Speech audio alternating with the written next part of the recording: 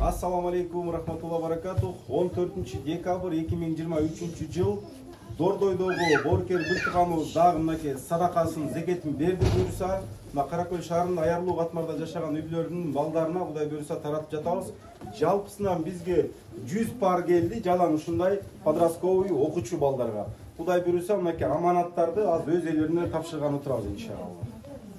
Аманаттар өз элерине жетип атат. Аллах разы болсын. Мына иншаллах аманаттарды берип атабыз. Вай машалла, карагылачы. Канча деген кыздарга, балдарга жетти буюрса карагылачы. Машаллах. Аллах разы болсын. Разы болсын, Аллах. Рахмат, аманатыңыздар жетти буюрса, садакаңыздар Аллах кабыл кылсын. Аллах разы болсын биздин акебизге. Рахмат.